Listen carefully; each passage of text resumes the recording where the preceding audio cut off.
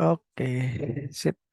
Sebenarnya Assalamualaikum warahmatullahi wabarakatuh. Thank you buat teman-teman yang udah hadir pada malam hari ini. Kita akan melanjutkan em, apa ya materi kemarin ya.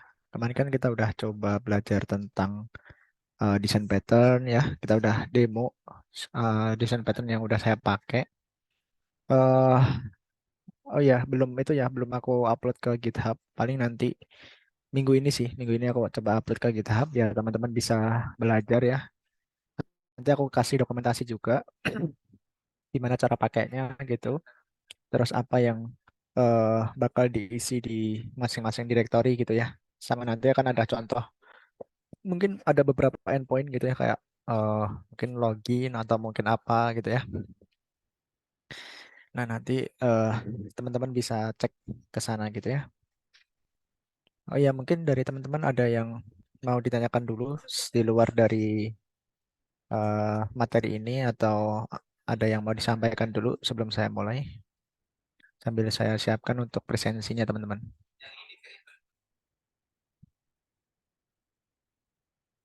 Tadi aku udah minta sama Mas Deo untuk ngupload em, modul 7 ya. Kan kita kan udah mulai harus lari ini, maksudnya ngejar materi gitu ya. Nah, insya Allah minggu depan itu kita udah mulai masuk ke golengnya ya, biar kita bisa bikin endpoint dikit-dikit gitu ya. Tapi kalau bisa langsung nyobain pakai desain pattern gitu sih guys, pengennya gitu ya. Ya belum ada. Kalau belum ada, mungkin kita mulai dari presensi dulu. Silahkan Mas Adafa. Ada Mas Adafa. Halo Kak, Halo, gimana kabarnya Mas Adafa? Alhamdulillah sehat Kak. Alhamdulillah. Kemarin izin ya Mas ya? Iya Kak, Oke. Kemarin udah belajar apa nih Mas Adafa? baca modul sama nonton yang record tapi belum selesai Kak. Belum ya? Oh, tapi recordnya yang kemarin udah diupload ya? Ah, Aman ya? udah ada di YouTube.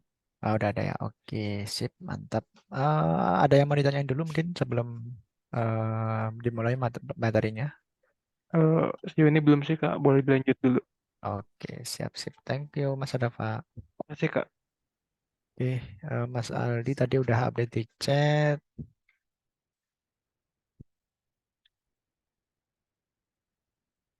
Oke, lagi acara kampus katanya. Oke, kita lanjut ke Mas Andre dulu deh. Ada Mas Andre. Hadir Kak, Halo, gimana kabarnya Mas Andre? Alhamdulillah sehat. Alhamdulillah. Oke, Mas Andre kemarin udah baca apa nih? Kemarin cuma nonton record yang sebelumnya sih Kak. Ada yang masih bingung atau ada yang mau ditanyain dulu mungkin Mas Andre? Masih aman Kak? Aman ya? Aman ya? Oke, siap, siap, siap. Bener aman nih Mas. Aman aman. Oke, sip. Thank you Mas Andre. Sama-sama Kak. Lanjut ke Siva. Halo Siva.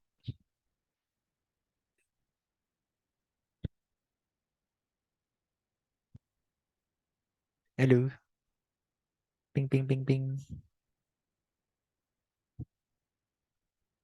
Wah, Siva lagi kamar mandi mungkin. Ya udah, kita lanjut dulu ke Mas Dafa. Halo Mas Dafa.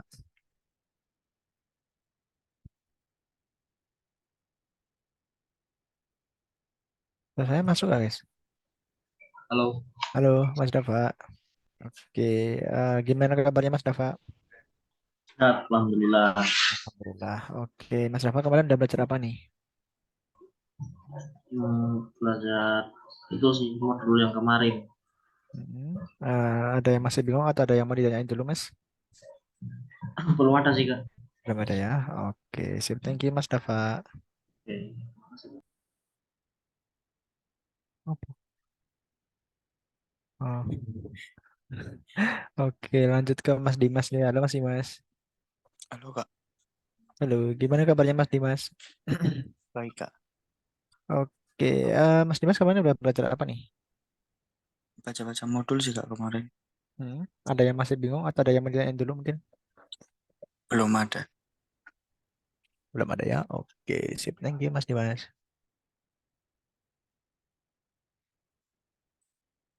Rupanya lagi di luar, Kak. Oh, ya. Ya udah. Oke, kita lanjut dulu ke Mas Isrian. Halo, Mas Ian. Halo Kak, halo. Halo, gimana kabarnya Mas Ian? Kami sekarang masih kurang sehat Kak. Oh, duh, kenapa tuh? Dan tahu kenapa gitu. Eh, Tiap ke kampus kan kemarin tuh kampus buat latihan presentasi buat besok gitu. Hmm. Tiba-tiba langsung pusing sakit kepala gitu Pak. Jadi Waduh, lemas-lemas gimana gitu. oke. Coba itu Mas, apa namanya? Kalau misalkan emang pengen tahu penyakitnya menyeluruh itu bisa medical check up sih. Tapi agak mahal. Cuma ya kita bisa nge-prevent penyakit-penyakit yang berbahaya gitu sih. Sekitar berapa ya? Hampir 1 juta sih. Tapi kayaknya 600-700 cukup sih. Tapi kan kita bisa tahu loh penyakit yang ada di dalam kita itu apa. Jadi kenapa kok bisa pusing itu kan nanti kan dicari tahu tuh. Apa mungkin darah rendah atau mungkin karena lambung gitu ya atau gigi gitu. Nanti bisa dicek semua sih Mas. Soalnya takutnya apa namanya kita nggak tahu eh, tiba-tiba ada penyakit yang berbahaya juga kan gitu. Tapi udah dicoba ke rumah sakit Mas. Belum. Masih lebih ke istirahat aja Kak. Ya, ya udah. Nanti kalau misalkan emang lebih dari 3 hari harusnya udah di rumah sakit sih Mas. Gitu. Ada BPJS kan? Atau Ada, asuransi mungkin? ada sepertinya Kak. Oke, jadi pakai aja Mas. Ya, kau juga masuk itu fasilitas juga kan. Oke, sip. Kemarin udah baca apa nih Mas Dian? Kemarin paling masih baca-baca modul 6 aja Kak. Soalnya Hmm, sekarang teh lagi ini apa siapin buat besok presentasi PKP 2 Kak. oke oke nggak apa-apa nggak apa-apa. Ada yang mau ditanyain dulu mungkin Mas? Ada yang masih bingung? Sepertinya belum ada Kak. Belum ada ya. Oke, thank you Mas Dian. Sama-sama Kak. Oke, lanjut ke Mbak Maira dulu deh.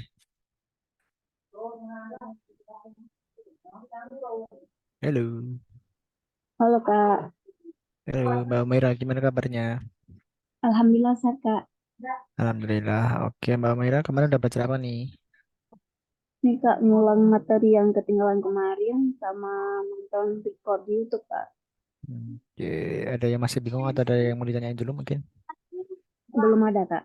Belum ada ya. Oke, thank you Mbak Maira. Iya Kak, sama-sama.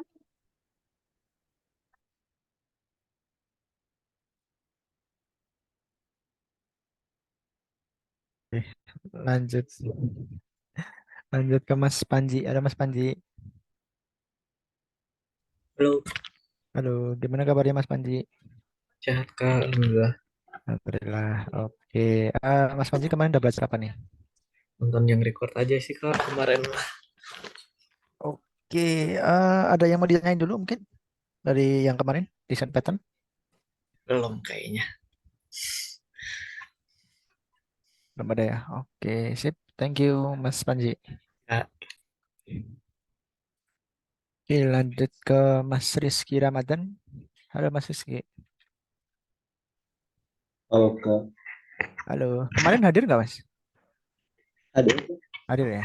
Oke. ya, eh aku record dulu ya. Mas Rizky kemarin udah belajar apa nih? kemarin baru baca-baca modul Modul berapa tuh?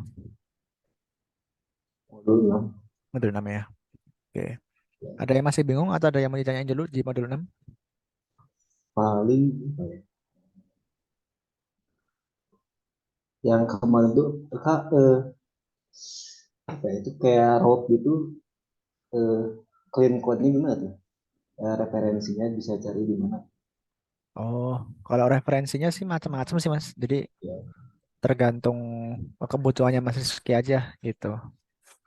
Kalau yang punyaku yang kemarin tuh aku pengennya rootku itu tak samain kayak Laravel. ah Jadi iya, biar lebih rapi gitu, intinya gitu sih. Ya soalnya Jadi pas itu waktu cari dia, hah? Ya Kak. jadi pas waktu aku develop pakai Laravel tuh rootku tak bikin kayak gitu, jadi biar lebih kebaca gitu aja sih. Gitu Mas. Siap, siap, siap. Oke, ada lagi Mas yang mau ditanyain? Ini udah ada. Belum ada ya. Oke, thank you Mas Rizky.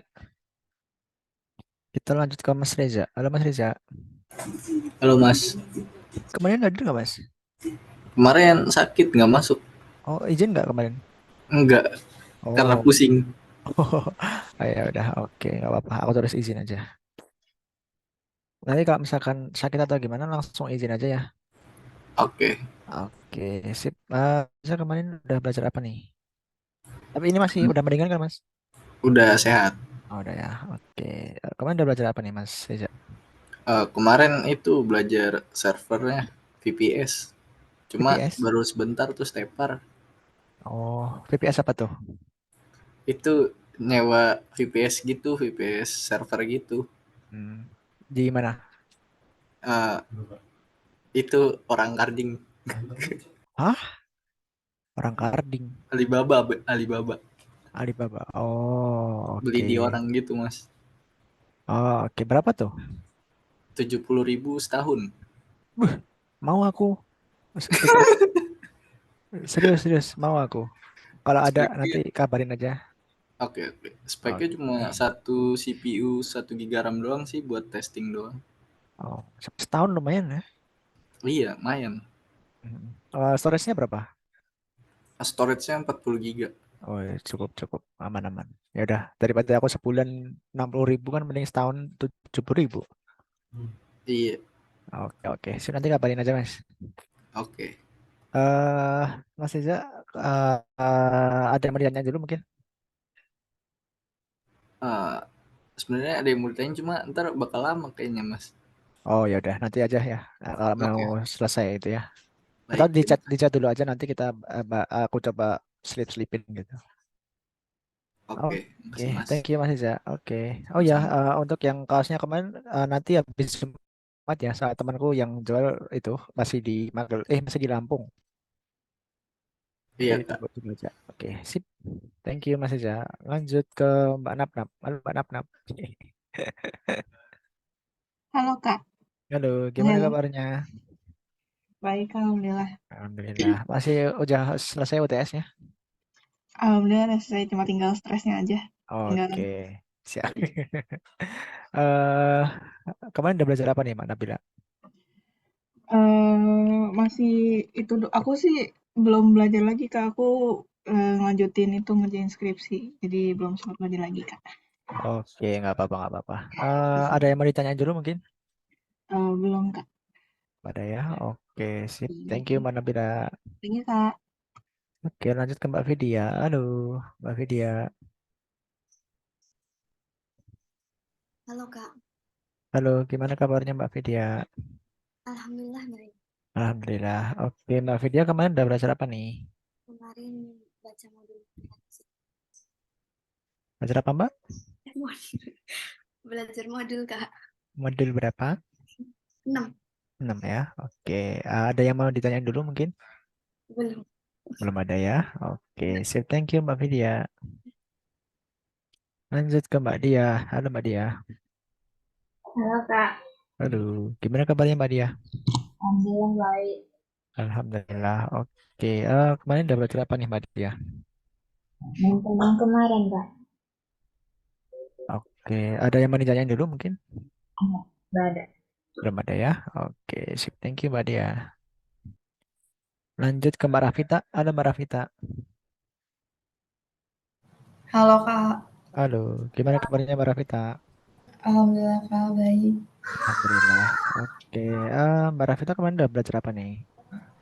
Cuma baca modul 6 aja sih Kak yang desain participle sama refactoring.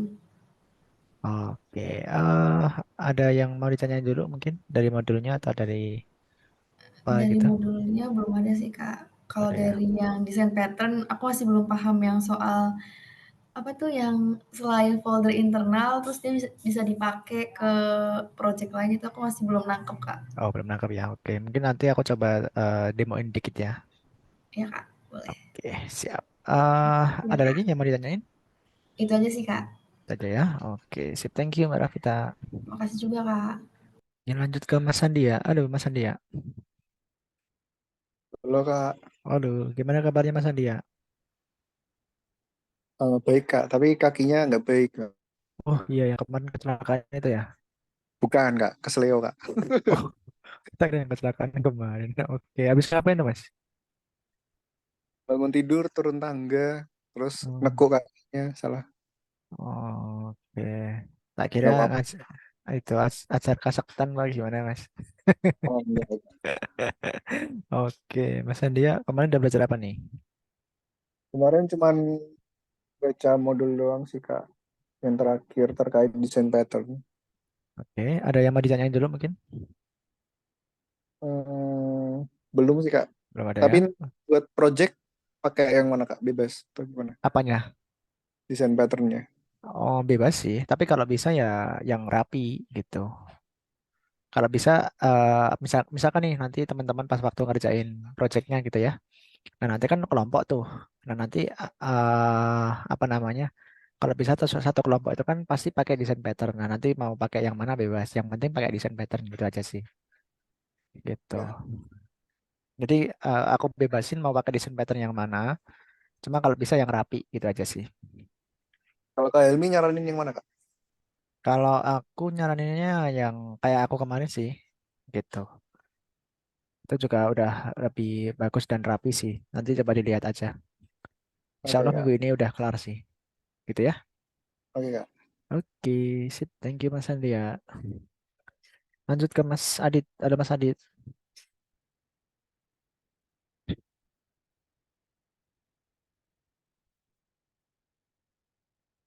Nggak ada kah? Mas Fikram? Mas Adit?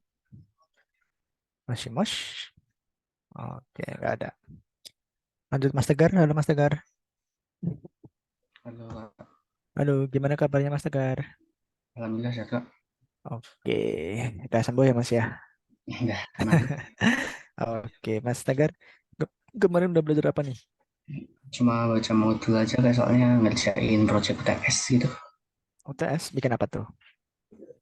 UTS matkul IoT, Internet of Things. Bikin apa? Bikin project tentang smart home gitu. Smart home ya. Pakai apa tuh? Arduino atau pakai Raspberry? Ini cuma baru ini sih suruh dianalisis sama suruh bikin BMC-nya aja baru itu. Oh, belum langsung ke prakteknya ya? Itu mungkin buat UAS mungkin kayaknya. Oh, bukan UAS ya. Oke. Rencananya mau bikin apa tuh? IoT apa? Smart home gitu. Smart home ya. Apa tuh? Matiin lampu atau apa? Ya, sistem yang memungkinkan pengguna untuk mengontrol dan memantau perangkat rumah secara otomatis itu melalui internet. Kan udah banyak tuh. Iya, ya mungkin Ada kayak AC, gitu lah. ada TV gitu ya. Iya gitulah mungkin. Mungkin cari inovasi baru dong. Jangan yang itu. Coba lagi. Gitu ya. Biar nggak sama yang lain gitu ya. Oke. Kalau dulu aku bikin itu pakainya Arduino AR berapa ya lupa aku. Nah itu aku bikin kayak tongkat, terus nanti ada sensor jarak gitu.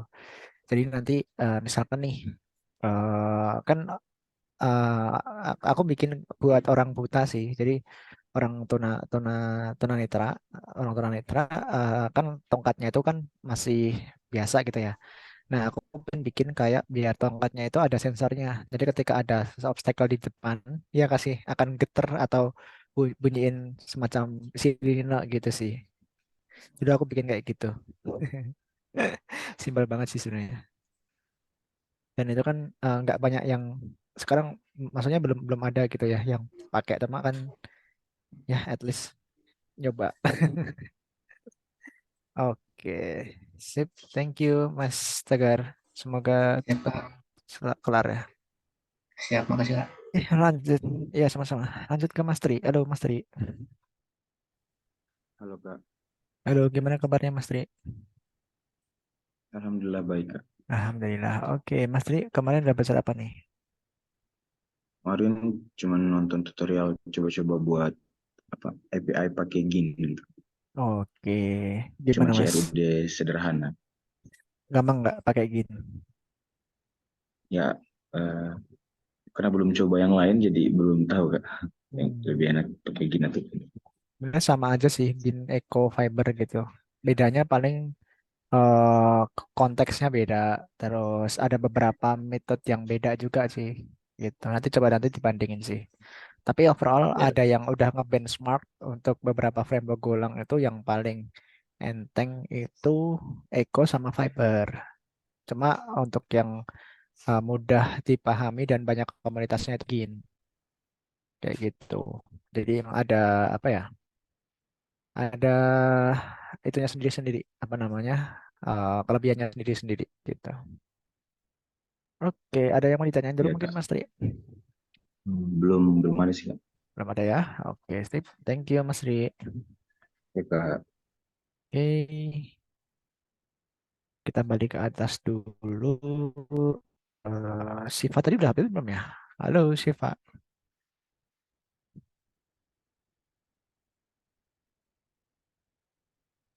Ya udah ya. Maaf lagi nyari makan di luar. Saya baru baca modul sama rewas video demo kemarin. Oke, siap. Makan mulu Siva nih mah.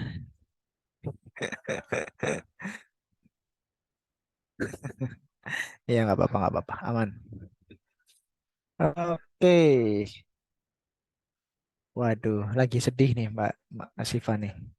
Dihibur dong Mas. Siapa kemarin yang itu? Mas Dimas ding. Oke, kita lanjut materi dulu ya guys ya. Kemarin kita udah tahu tentang konsep dasar desain perangkat lunak, clean code, desain pattern. Terus sekarang kita dan udah demo untuk desain pattern yang udah saya pakai kemarin ya.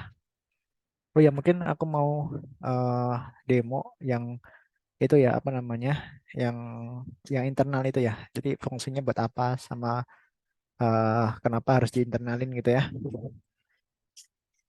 Oke, sebentar. Siapin dulu guys. Eh,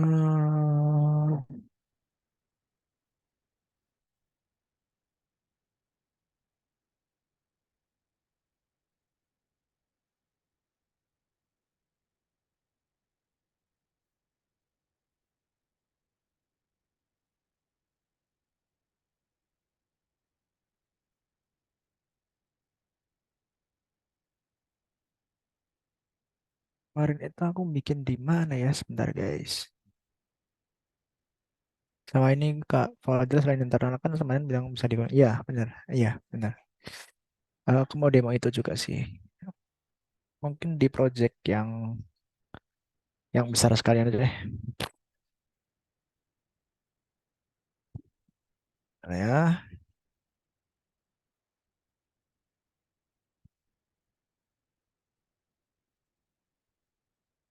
teman-teman pernah dengar belajar.id?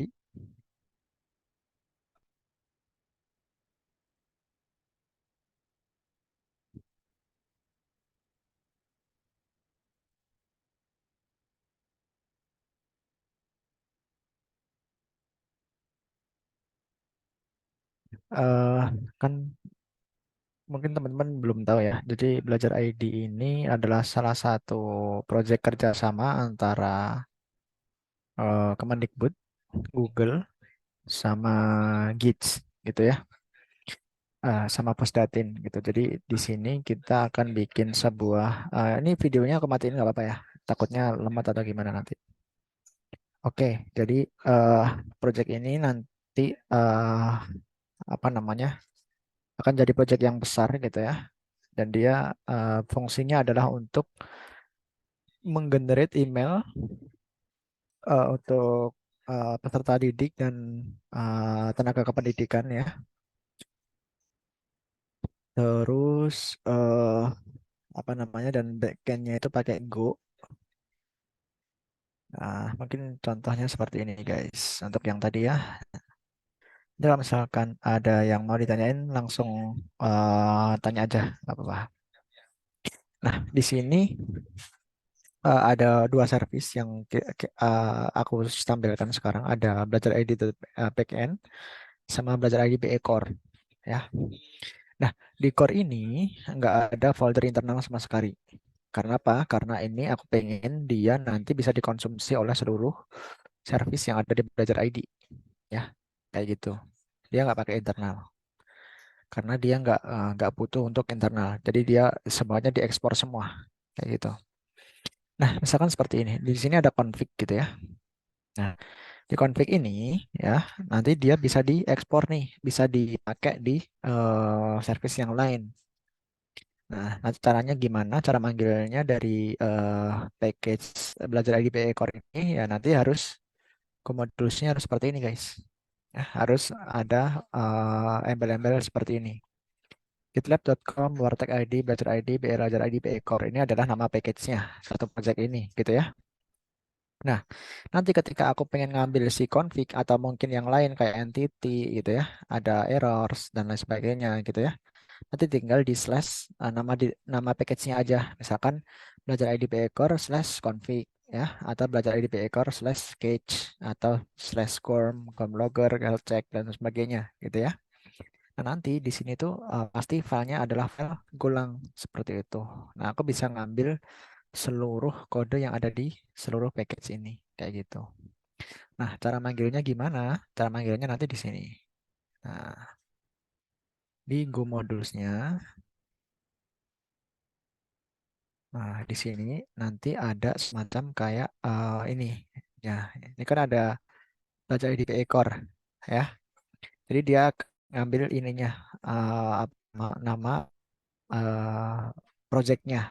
Oh, dia ngambil dari gitlab.com, warteg ID, belajar ID ekor. Nah, ini alasannya kenapa setiap modul dari setiap project itu harus diawali dari nama remote repository-nya. Boleh GitHub, boleh GitLab gitu ya, boleh Bitbucket gitu, terserah teman-teman.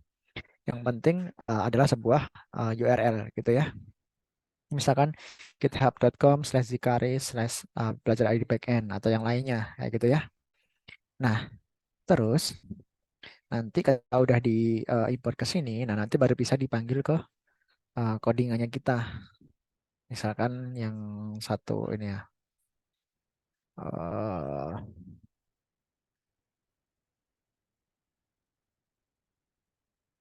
Misalkan, nah ini di sini aku manggil Redis dari BE Core ya. Jadi nanti si Redis ini,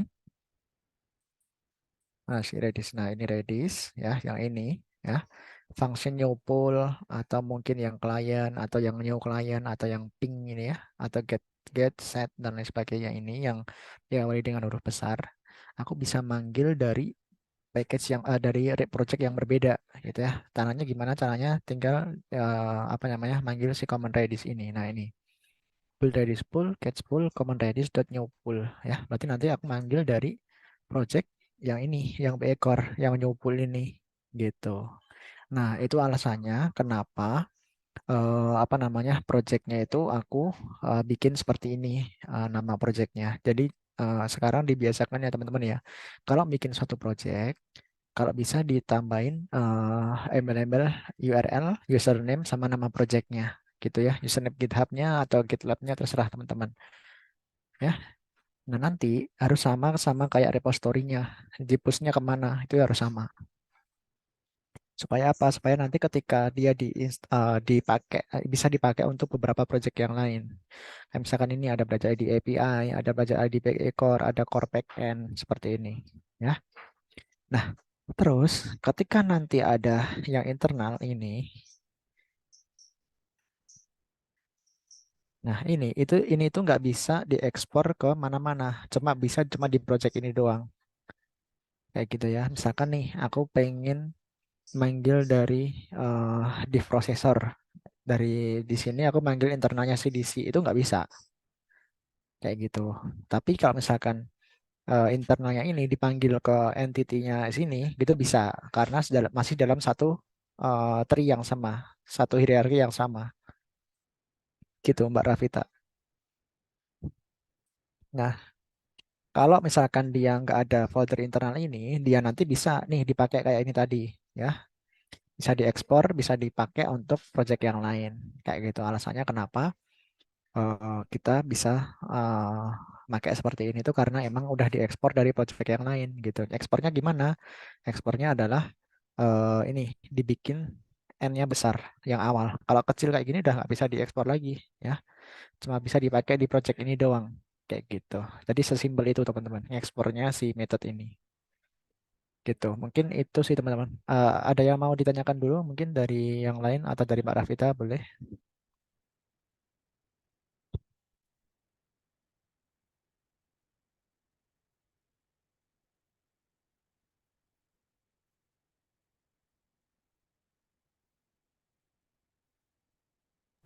Nah, nanti Kak, gimana?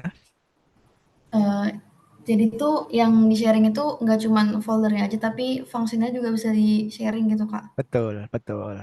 Gitu, Mbak. Jadi misalkan kita mau sharing entity, mau sharing function, mau sharing apa aja itu bisa. Variabel juga bisa. Konstan juga bisa. Gitu. Oke, Kak. Jadi misalkan nih apa namanya konfigurasi-konfigurasi common yang bakal dipanggil di seluruh project ya kita kayak misalkan konfigurasi database, konfigurasi Redis, konfigurasi apa ya endpoint tertentu gitu kita bisa jadiin satu repo nanti tinggal manggil dari repo-repo yang lain tuh bisa gitu.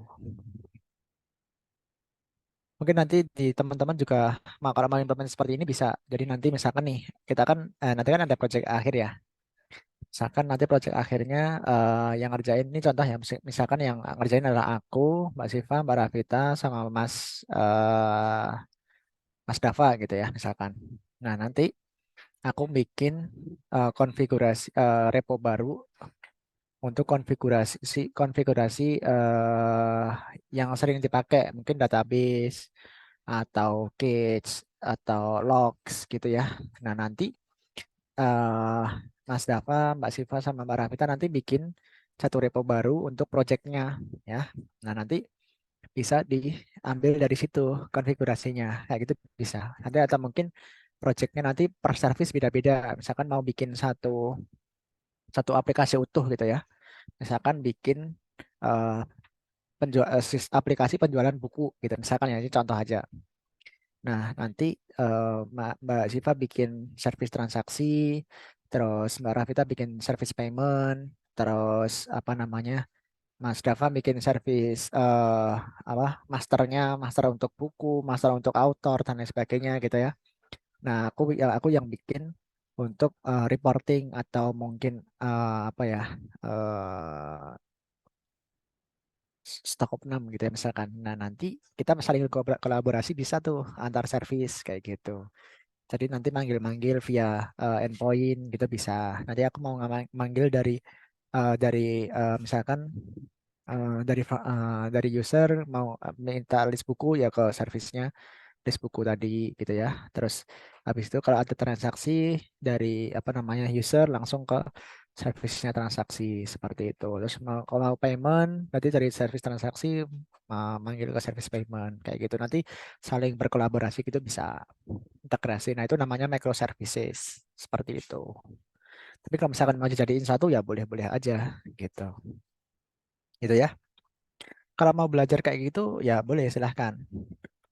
Saya memberikan kebebasan ke teman-teman gitu. Mas saya pengennya nanti satu kelompok microservice semua boleh. Mas mau bikin aplikasi utuh boleh. Jadi satu boleh.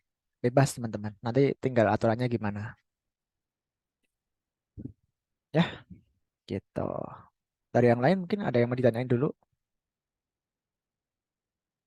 Nah, di sini ada ini kalau microservice itu seperti ini teman-teman. Jadi ada service sendiri 1, 2, 3, 4, 5, 6 gitu. Ada 6 service. Di dalamnya nanti masih ada service-service lagi gitu ya. Gitu teman-teman. Jadi dalam sekarang teman-teman kan udah tahu nih ya, di satu website itu bisa macam-macam servisnya gitu. Karena emang ya kebutuhannya besar sekali gitu.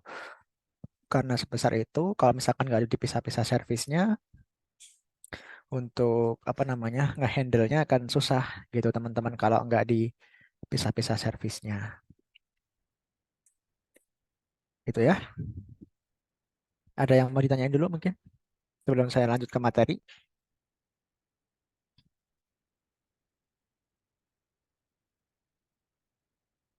Lanjut Kak. Oke, siap. Kita lanjut ke materi ya teman-teman ya.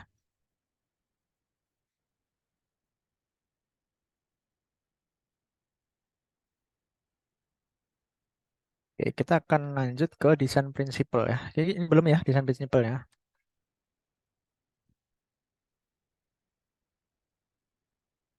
Oke.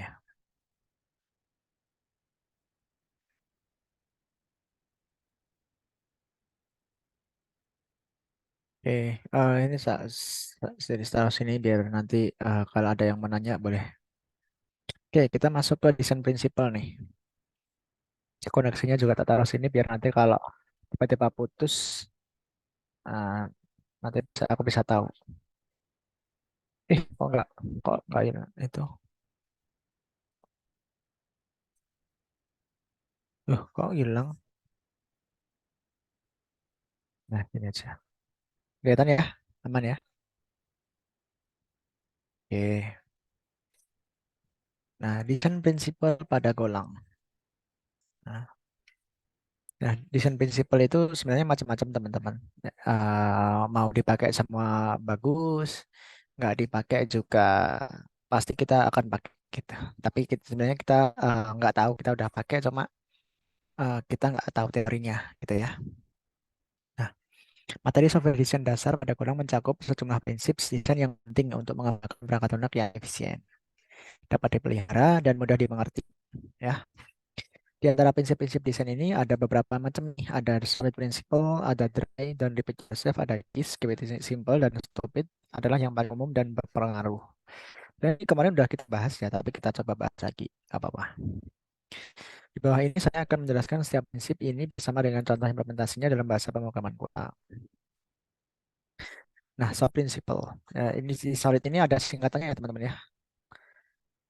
Solid adalah akronim yang memiliki 5 prinsip dasar desain perangkat lunak yang diperkenalkan oleh Robert C. Martin. Ya, kemarin kalau nggak salah itu udah di-share sama Mas Reza ya untuk file clean code itu ya. Itu yang bahasa Inggris yang panjang banget itu.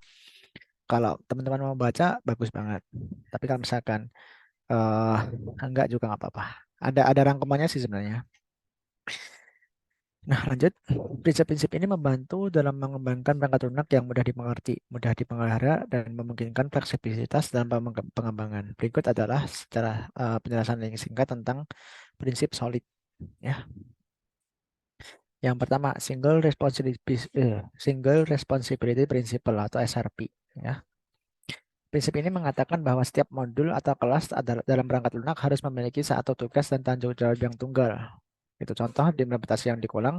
Pastikan setiap fungsi atau metode dalam kelas atau struktur kulang memiliki tanggung jawab yang jelas dan terbatas pada satu tugas. Misalkan, teman-teman bikin fungsi ngirim email, gitu ya. Ya udah, tugasnya hanya untuk menerima input konten, subjek, sama email yang dituju, sama email yang mau dikirim tuh kontennya apa, kayak gitu. Udah itu doang. Jadi jangan sampai ketika teman-teman bikin fungsi send email tapi sama melakukan tugas yang lain ya.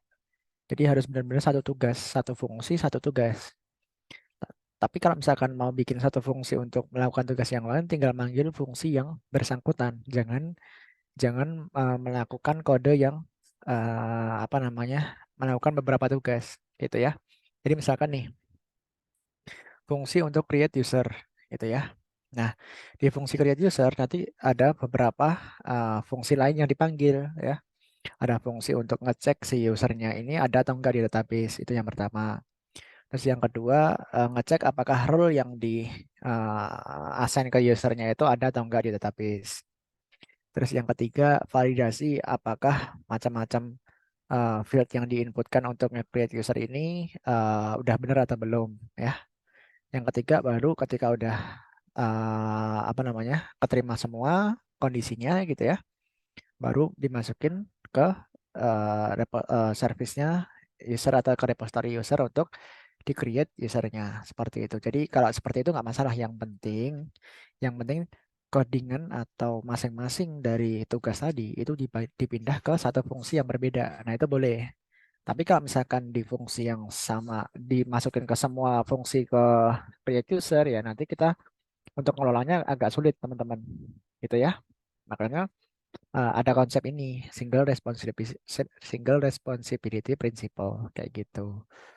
Ya, kalau misalkan teman-teman bikin suatu fungsi, usahakan satu fungsi untuk satu tugas. Ya, kalau nggak bisa di prefactor diganti ke fungsi yang lain, gitu ya. Jangan bikin satu fungsi untuk melakukan banyak tugas. Kalau misalkan banyak tugas, bisalah ke fungsi-fungsi yang lain, tinggal dipanggil di fungsi itu.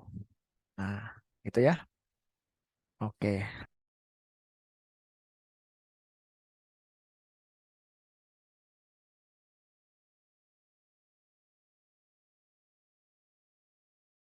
Buka untuk perluasan tapi tertutup untuk modifikasi. Contohnya, menggunakan antarmuka antar interface dan komposisi untuk memungkinkan ekstensi tanpa harus memodifikasi kode yang ada. Jadi seperti ini teman-teman. Kita bisa bikin semacam kayak dependency injection kayak kemarin itu ya. Jadi kita bikin sebuah interface di mana kita nggak perlu ganti apa namanya isi-isinya. Jadi kode-kode yang ada di dalam implementer use case interface-nya itu kita nggak perlu diganti kayak gitu. Jadi kita tinggal manggil aja apa namanya fungsi dari interface-nya dan kita nggak tahu di dalamnya ada apa kayak gitu ya. Makanya open close principle kita bisa manggil si fungsi atau metode dari interface, tapi kita nggak bisa apa namanya ngedit yang ada di dalamnya gitu karena emang itu fungsi yang berbeda gitu ya. Nah, itu namanya open close principle yang pakai dependency injection kemarin itu. Ya. Oke, lanjut. Selanjutnya ada list of substitution principle atau LSP ya. Prinsip ini mengatakan bahwa objek dari kelas turunan harus dapat digantikan atau substitusi dengan objek kelas dasarnya tanpa mengganggu kebenaran program. Contohnya, memastikan bahwa kelas turunan mematuhi kontrak antarmuka yang didefinisikan oleh kelas dasar. Nah, itu sama kayak yang di open close principle itu ya. Cuma ini kan konsepnya yang ada kontrak dari interface-nya kayak gitu. Nah, jadi misalkan nih kita bikin sebuah interface untuk apa ya user use case kayak gitu. Nah, di user use case ada beberapa metode. Misalkan ada 5 metode. Ya udah kita harus bikin 5 metode itu, harus implementasi 5 metode. Jangan sampai kurang, jangan sampai lebih. Harus sesuai sama kontrak yang kita buat. Kan analoginya seperti ini. Kita masuk ke perusahaan atau kita masuk ke sekolah atau universitas ya. Ada aturan-aturan yang harus kita patuhi ya. Misalkan ada 10 aturan ya udah 10 aturan harus kita patuhi semua, jangan sampai dan kita implementasi semua. Misalkan masuk jam 8 pagi, pulang jam 4 sore. Kalau mau apa namanya yang lain misalkan pakai baju rapi ya, pakai sepatu dan sebagainya. Kan pasti kan ada aturan-aturannya. Nah, itu nggak boleh harus kita implementasi semua. Jangan sampai kita nggak, kalau nggak kan pasti kita kena marah, kena apa namanya, kena SP dan lain sebagainya gitu ya. Nah, itulah kenapa ketika kita bikin suatu kontrak atau interface kita harus implementasi semuanya. Nah, itu namanya LSP ini, List of Substitution Principle kayak gitu. Ya. Lanjut. Nah, yang selanjutnya itu ada Interface Segregation Principle atau ISP. Ya, bukan Internet Service Provider ya teman-teman ya, tapi Interface Segregation Principle. Ya. Nah, di prinsip ini dia mengatakan bahwa klien tidak boleh dipaksa bergantung pada interface atau antarmuka yang tidak digunakan. Contohnya, membagi interface atau antarmuka menjadi interface yang lebih kecil dan lebih spesifik, sehingga klien hanya perlu mengimplementasikan metode yang diperlukan. Jadi, jangan sampai ketika kita bikin suatu interface gitu ya, atau suatu kontrak gitu ya, jangan sampai kita apa namanya terlalu general kayak gitu. Jadi harus misalkan nih kalian cuma butuhnya buat ngecek user by ID gitu ya, ngecek do find user by ID kayak gitu. Ya ya udah apa namanya langsung bikin kontrak aja spesifik ke situ. Jangan jangan melalui interface yang lain kayak gitu ya. Jadi apa namanya langsung ke use case-nya user atau interface-nya user kayak gitu. Oke, lanjut. Jadi dia akan nggak implementasi cuma dari user doang. Jangan jangan implementasi yang lain, yang metode yang nggak diperlukan. Karena apa? Karena semakin besar atau semakin banyak interface yang kita instance ya, pakai yang kemarin yang singleton itu, nah nanti akan semakin banyak variabel yang dipakai. Semakin banyak variabel yang dipakai, semakin berat, semakin banyak resource yang dipakai sama si golangnya ini, gitu ya. Padahal kita pengennya golang ini kan performanya bagus, cepatnya emang bagus cepat dan kita nggak kerasa. Tapi kalau banyak yang pakai, usernya udah banyak, gitu ya, service yang di hit jauh banyak, itu pasti akan kerasa juga, gitu teman-teman. Makanya eh apa namanya, jangan seenaknya, gitu ya. Gitu. Lanjut, ada dependency inversion principle atau DIP. Nah, prinsip ini mengatakan bahwa modul tingkat tinggi tidak boleh bergantung pada modul tingkat rendah. Keduanya harus bergantung pada abstraksi. Ya. Contoh implementasinya menggunakan dependency injection, misalnya dengan memasukkan objek yang dibutuhkan sebagai parameter dalam konstruktor atau metode. Jadi kayak kemarin yang kita pakai dependency injection untuk singleton instance itu loh teman-teman. Jadi kita punya interface gitu ya, punya interface dan nanti ketika kita mau implementasi si interface itu kita harus bikin instance-nya dulu ya. Kita bikin kontraknya dulu dari interface itu. Contohnya kayak gini tadi. Mungkin teman-teman bingung ya kalau cuma teori, tapi nggak apa-apa.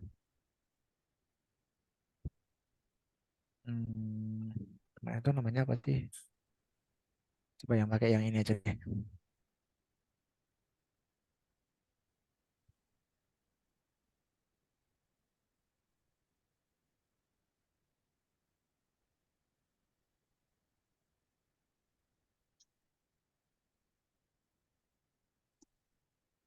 Nah, misalkan kita mau pakai si kategori use case ini ya. Ya udah nanti apa namanya? Ketika mama ini gitu ya dari handler kategori gitu ya. Ya udah tinggal nanti bikin new kategori ini gitu karena kontraknya ada di sini. Kategori ini dia akan apa namanya? Mengimplementasi dari semua use case ini. Makanya kontraknya ada di sini kayak gitu.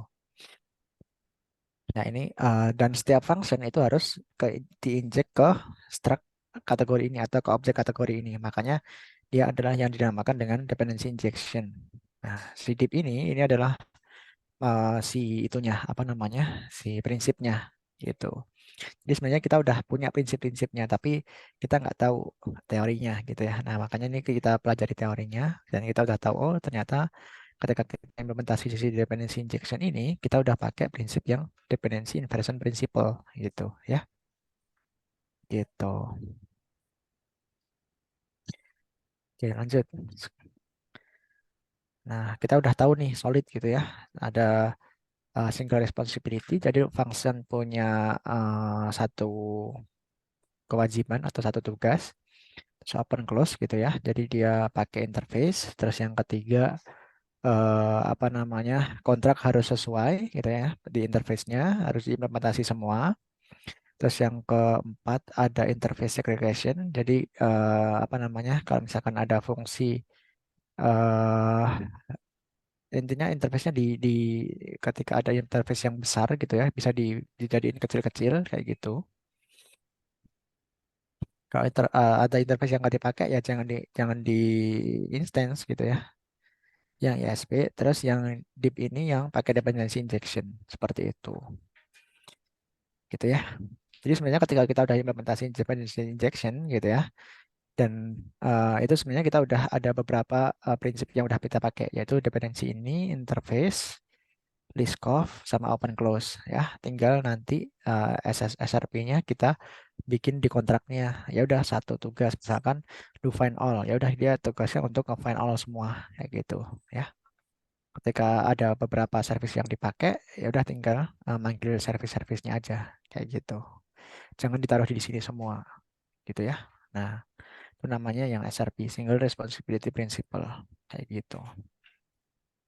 Oke, lanjut. Nah, prinsip yang kedua ada dry ya, don't repeat yourself. Prinsip dry adalah prinsip yang mengingatkan kita untuk menghindari pengulangan informasi dalam kode. Jika ada informasi atau logika yang sama dan muncul di beberapa tempat, dan kalau misalkan kalau aku ya misalkan ada kode yang itu diulang 3 kali gitu ya, nah itu harus aku refactor jadi satu function dan itu tinggal manggil-manggil doang gitu. Itu bisa menjadi tanda adanya redundancy dan kesalahan potensial. Contoh, jika kamu memiliki beberapa bagian kode yang sama di beberapa fungsi atau metode, kamu harus memisahkan logika tersebut menjadi sebuah fungsi atau metode terpisah dan memanggilnya di semua tempat yang memerlukannya. Ini mengurangi pengulangan dan mudahnya pemeliharaan. Contohnya seperti ini, teman-teman. Teman-teman mungkin pernah bikin sebuah handler gitu ya. Nah, di handle itu misalkan yang login aja deh. Nah, di sini kita kan pasti manggil ini terus nih. Ada command respond gitu ya.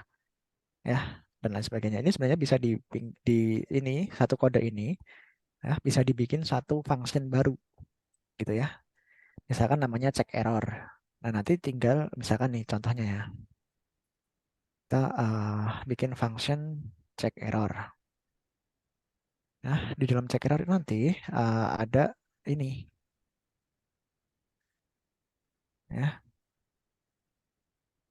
Nah, terus nanti tinggal di sini yang sama tinggal check error. Udah gitu doang. Di sini juga iya. Check error. Ya, gitu doang. Jadi lebih enak untuk manajemennya gitu ya. Don't repeat yourself. Jadi kita tinggal ganti di sini doang. Yang di sini kita tinggal manggil metodenya doang gitu. Itu namanya dry. Don't repeat yourself gitu ya. Nah, ini kalau aku ya ini di project ini belum ya. Tapi untuk yang responnya yang bawah kita udah pakai yang dry ini, yang common API response. Jadi dia panggil jadi function yang beda gitu. Oke. Nah, sekarang ada prinsip yang ketiga yaitu KISS ya, permen. Kalau orang anak kecil mintanya sun, bukan KISS.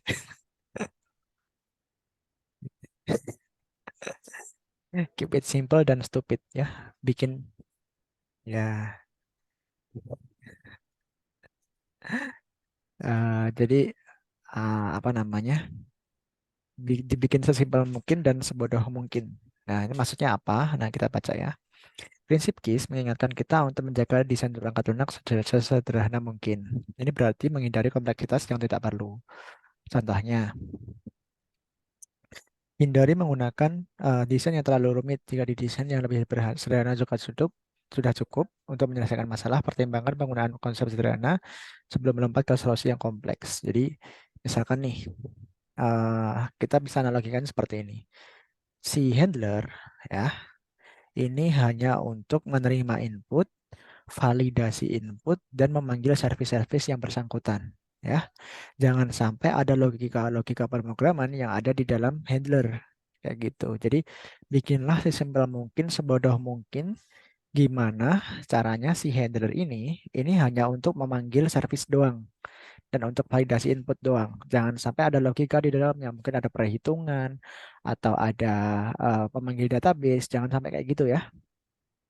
Jadi harus apa namanya punya tugasnya masing-masing. Handler hanya untuk validasi input. Kalau aku kayak gitu ya. Handler itu fungsinya yang pertama validasi input, ngecek inputan gitu ya. Terus yang kedua manggil service-service yang bersangkutan, sama yang ketiga untuk ngembaliin respons-responnya untuk apa namanya sebagai mengembalikan hasilnya atau outputnya. Itu udah tugasnya cuma itu doang. Validasi input, manggil service sama output doang. Nah, itu fungsinya si handler. Kalau service di dalamnya untuk penghitungan atau logika pemrograman ya. Terus si repository hanya untuk apa namanya berurusan sama database, query atau apa itu semuanya ada di repository kayak gitu. Nah itu fungsinya si repository itu ya. Makanya ada si prinsip KISS ini, keep it simple dan stupid kayak gitu. Jadi kita lebih enak mappingnya. Oh, misalkan ada error di penghitungan nominal apa ya, misalkan stok of 6 gitu ya. Stok of 6-nya ada kesalahan gitu. Ya udah, kita tinggal masuk ke service di mana service stok of 6 itu ada kayak gitu. Jangan ke handlernya, jangan ke database-nya. Ya udah ke service-nya langsung. Kita udah tahu, oh kalau ada kesalahan penghitungan berarti di service gitu. Kalau misalkan ada kesalahan uh, ngambil data berarti langsung ke repositorinya gitu ya. Kalau kesalahannya adalah tentang mapping atau mungkin validasi input, ya udah langsung ke handler. Kita udah tahu nih mau kemana kayak gitu. Makanya si prinsip-prinsip ini itu bisa bisa memudahkan kita untuk apa namanya mapping kesalahan kita, debugnya lebih cepat gitu sih teman-teman. Nah selanjutnya apa ini? Kok contoh implementasi? Oh ini mungkin contoh implementasi yang di prinsip-prinsip itu tadi ya. Nah ini ada beberapa contoh implementasinya teman-teman. Contoh implementasi dari prinsip-prinsip di atas dalam Golang mencakup satu, menerapkan solid dengan menggunakan antarmuka antar interface. Golang untuk menggambarkan kontrak yang memungkinkan kamu untuk menggantikan objek dengan objek yang lain yang mengikuti kontrak tersebut. Kayak tadi yang ini ya, yang service tadi ya. Jadi ketika kita memanggil si define all, kita harus nggak implement si use case ini, ya interface yang ini. Jadi objeknya ini, objeknya kategori dibikin jadi sebuah interface. Ya, gitu. Jadi kontraknya tuh di sini. Gitu.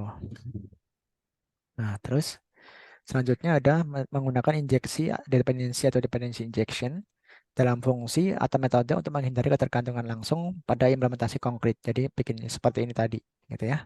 Nah, ini adalah sebuah dependency injection, gitu ya. Terus yang ketiga menggunakan package Golang untuk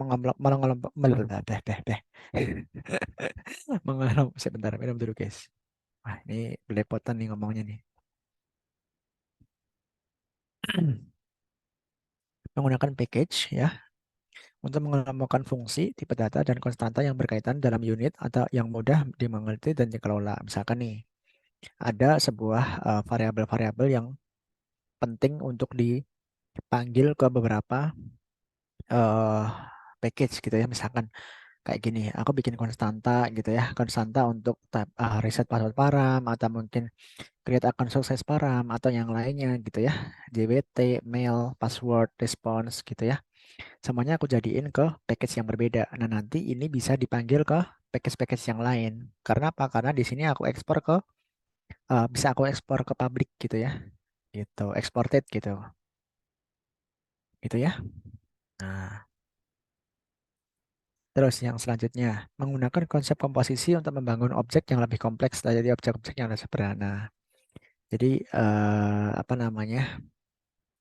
Kalau ini menggunakan konsep komposisi untuk membangun objek yang lebih kompleks dari objek-objek yang sederhana. Mungkin jadi itu ya, yang singleton pattern itu ya mungkin ya. Kurang tahu juga sih ini yang mana. Agak rancu sih ini. Kita lanjut dulu deh. Menghindari pengulangan kode dengan mengekstrak logika berulang ke dalam fungsi atau metode terpisah dan memanggilnya di tempat yang sesuai. Jadi kayak tadi ya, jadi misalkan ada respon yang dipanggil berkali-kali gitu ya, ya udah kita bikin ada satu function ya, di mana dia akan dipanggil berkali-kali kayak API response ini ya. Tadi kalau common API response konteksnya apa, message-nya apa, kodenya apa, datanya apa, kayak gitu ya. Dibikin satu function yang berbeda gitu. Nanti bisa kita panggil berulang-ulang. Itu namanya refactor. Nah, nanti kita akan masuk ke materi refactor juga gitu. Lanjut ya, di sini ada memastikan bahwa setiap tipe atau struktur Golang memiliki tanggung jawab yang jelas sesuai dengan prinsip SRP. Jadi apa namanya, tipe atau struktur struknya itu memiliki tanggung jawab yang jelas, gitu ya. Kontraknya harus jelas, implementasinya harus sesuai sama kontraknya atau interface-nya. Jangan sampai lebih, jangan sampai kurang, tapi harus sama, gitu. Itu ya. Lanjut. Dalam pengembangan perangkat lunak dengan Golang atau bahasa pemrograman lainnya, memahami dan menerapkan prinsip-prinsip desain ini dapat membantu kamu menciptakan kode yang lebih bersih, lebih mudah dimengerti, dan lebih mudah dipelihara. Gitu, guys. Jadi sebenarnya apa ya? Kita bisa pakai prinsip-prinsip ini, ya. Ini prinsipnya bagus-bagus, tapi kalau bisa teman-teman artiin sebagai bahasanya teman-teman aja. Jadi misalkan nih, aku mau implementasi Solid gitu ya. Ya udah, kita pahami dulu Solid itu apa. Oh, single responsibility principle ya. Berarti ketika aku bikin fungsi, ketika aku bikin suatu metode atau function gitu ya, aku pengen si function ini harus punya satu tugas ya, gitu. Terus yang kedua, kalau aku mau manggil fungsi ini, aku harus nge-instant sebuah interface. Nah, itu. Terus di interface itu nanti kita pakai dependency injection. Terus habis itu kalau ada beberapa fungsi yang di dalamnya berulang-ulang, dipanggil berulang, kode yang dipanggil berulang-ulang, berarti aku bikin satu fungsi di mana fungsi itu akan aku panggil secara berulang dan aku cuma manage ke satu fungsi itu doang, nggak usah ganti-ganti yang lain, gantinya sekali aja, gitu. Terus selanjutnya apa namanya?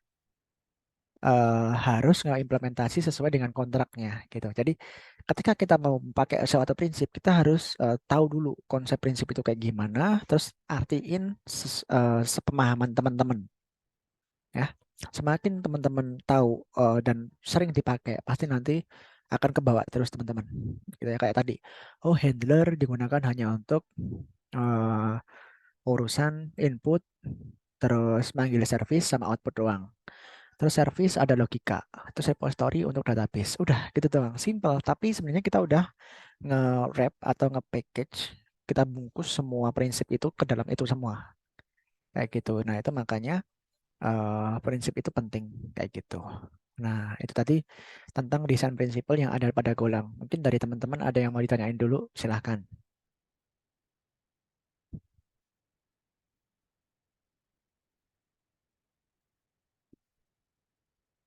Aku kasih waktu 4 menit untuk bertanya jawab mungkin ya. Sampai 20-30 ya teman-teman.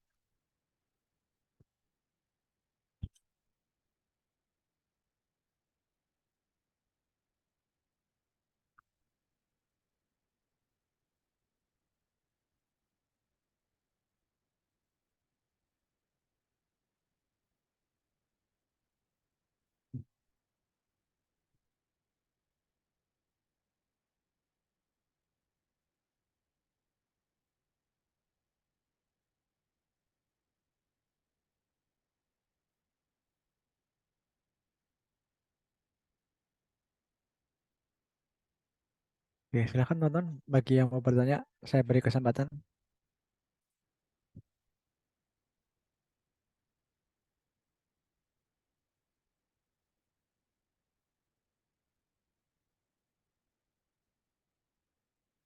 Masa nggak ada yang tanya? Sepi loh.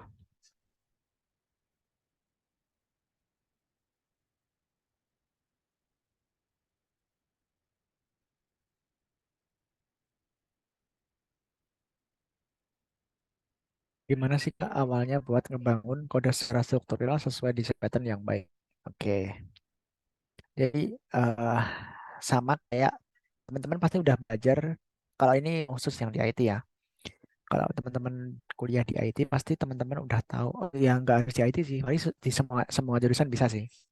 Jadi ketika kita mau bikin sesuatu, suatu produk, atau suatu apa, bikin rumah atau bikin apa gitu ya.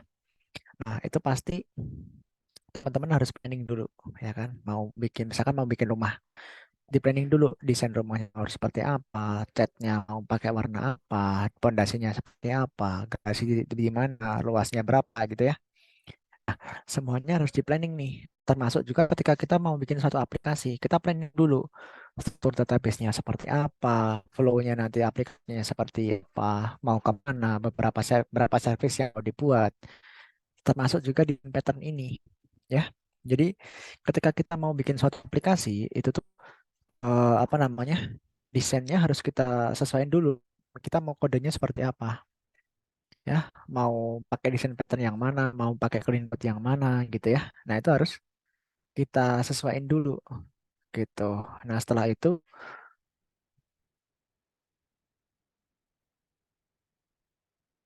oke. Kita udah simple dan dirasa baik dan sesuai, tapi ternyata masih ada yang paling baiknya. Nah, gimana cara tahu hal itu? Karena itu namanya kita harus belajar terus sih. Jadi kan manusia nggak yang sempurna ya. Saya tuh juga sebenarnya masih masih belum mengimplementasi semua secara teman-teman, tapi saya Bismillah belajar mulai dari sekarang gimana caranya bikin satu kode itu bisa clean code gitu. Jadi biar sesuai sama kaidah-kaidah yang ada gitu. Nah, awalnya emang susah teman-teman. Tapi nanti lama kelamaan teman akan terbiasa. Oh, ternyata bikin fungsi itu seperti ini. Penamaannya harus seperti ini, variable namingnya seperti ini gitu. Nah, itu di dibiasain. Nah, lama-lama nanti teman-teman akan tahu apa namanya secara apa ya di luar kepala ya tanpa teman-teman tahu teman-teman udah implementasi desain pattern dan clean code yang udah benar. Nah, harus harus itu sih harus dilatih terus gitu. Semakin teman-teman sering berlatih gitu ya, nulis kode yang baik dan benar sesuai dengan kaidah yang ada, teman-teman nanti akan membuat suatu aplikasi yang reliable juga, yang handal juga gitu. Gitu sih. Dan untuk tahu untuk tahu apa namanya kita udah bener atau belum ya sering-sering kita review gitu. Misalkan nih teman-teman kemarin udah bikin satu function kemarin misalkan. Nah, nanti hari ini teman-teman review dari function ini kira-kira kurangnya di mana, salahnya di mana. Nah, itu tiap hari harus dievaluasi terus. Oh, ternyata variabelku belum variabel nameku belum bisa terbaca oleh orang awam gitu ya. Nanti ketika mau ngembangin si project ini akan kewalahan juga kalau misalkan nggak ada komentar gitu ya. Gitu. Jadi banyak banyak syarat atau banyak rule yang harus teman-teman tahu juga gitu ya. Gitu. Tapi harus sering-sering praktis ya, Kak, biar masih makin peka. Ya, betul. Jadi kita sering-sering nulis kode yang rapi, kita sering praktis apa yang kurang gitu ya. Nah, itu nanti teman-teman akan lama-lamaan akan lebih bagus gitu. Saya juga awalnya berat teman-teman untuk apa namanya bikin satu kode yang rapi itu berat teman-teman. Bahkan saya beberapa bulan itu struggle untuk apa namanya pemilihan pedata gitu. Bahkan itu benar-benar saya apa namanya saya evaluasi gitu. Kalau misalkan kita bikin tipe data itu nggak dievaluasi, ya kita buang-buang resource. Gitu. Misalkan nih, aku pengen nyimpen alamat gitu ya. Alamatnya panjangnya berapa sih gitu ya? Paling nggak sampai 50 atau nggak sampai 100 karakter. Nah, kalau kita eh, kita range misalkan nama jalan, RT RW, kelurahan, kecamatan, kabupaten, postal code, zip code gitu ya, sama negara ya. Nah, itu berapa berapa sih panjangnya gitu ya? Paling panjang itu berapa gitu ya. Paling nggak nyampe 100 kan. Ya udah, berarti nanti tipe datanya kalau bisa jangan sampai 100 kayak gitu panjangnya. Kita datanya fieldnya jangan sampai 100 itu bahkan sampai sedetail itu teman-teman. Pemilihan variabel, pemilihan tipe data gitu aku sampai sedetail itu. Karena apa? Karena emang aku pengennya bikin satu aplikasi yang performance-nya bagus gitu. Nah, itu susah banget teman-teman. Memang karena di sisi lain harus bikin aplikasinya itu lebih cepat ya. Di sisi lain aku dikejar waktu juga gitu. Makanya harus sering-sering belajar, dipaksa gitu teman-teman. Karena kalau misalkan kita belajar, kita kan memaksa diri kita ya. Nah, itu kayak gitu. Gitu sih. Nanti lama-kelamaan juga teman-teman akan terbiasa juga. Gitu. Kayak misalkan kayak doi ya kayak doi yang sering menjagalkan kita sendirian gitu ya pasti kan kita juga terbiasa sendiri gitu ya lama kelamaan kayak "Ya udah bebas." Kok jadi curhat.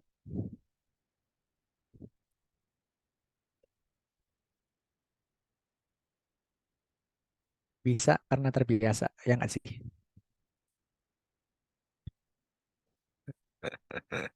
Waduh gitu ya. Oke, nggak ada nih yang bertanyain lagi Nah nih, siapa tanya ini. Kalau di dalam suatu pekerjaan, kita dituntut cepat buat ngebangun suatu proyek.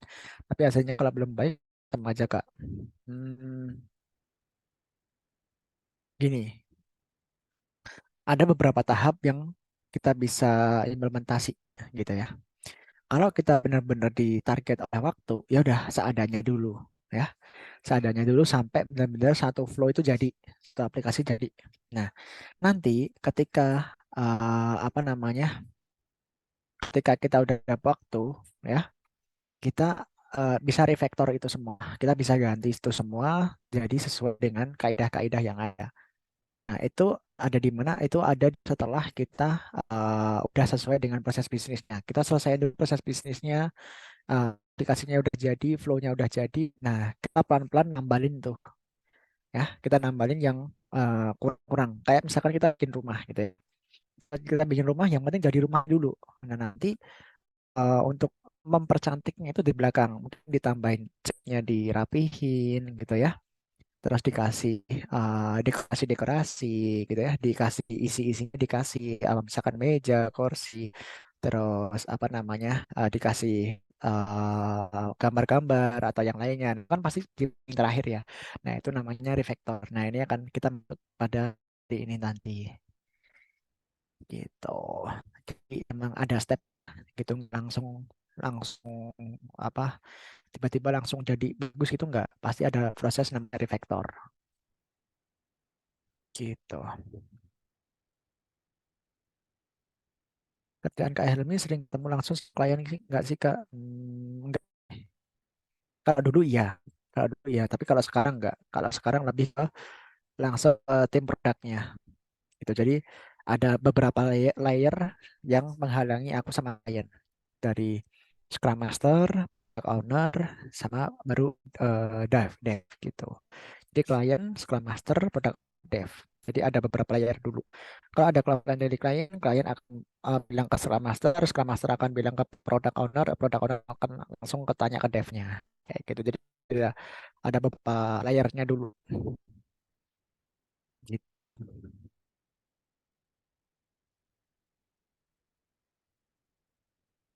Karena bos juga guys, langsung udah sama klien. Maunya gini, maunya gitu ya.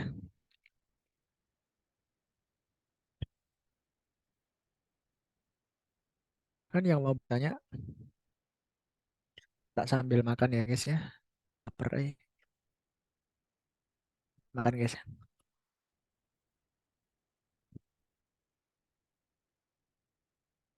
Asik guys.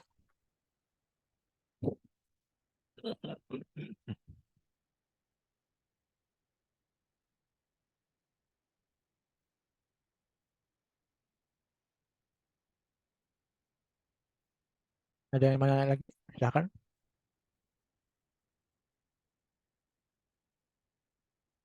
Oke Kak, siap. Sangat insightful. Oke, sama-sama.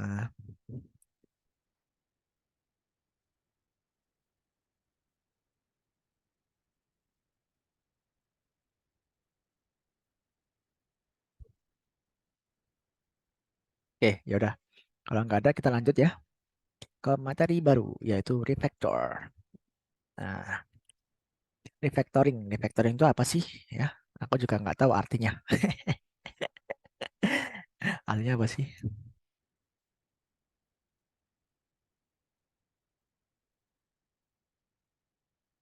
Refactorisasi.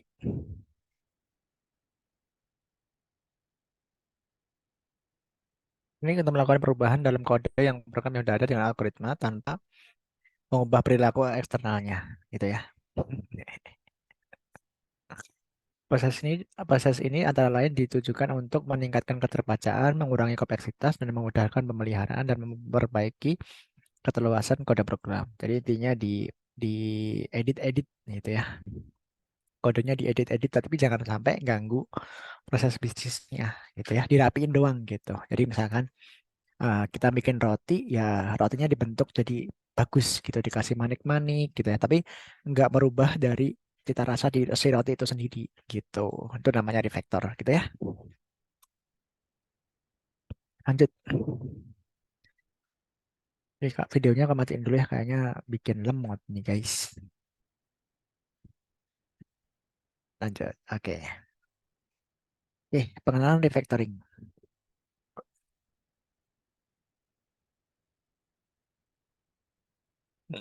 Alhamdulillah.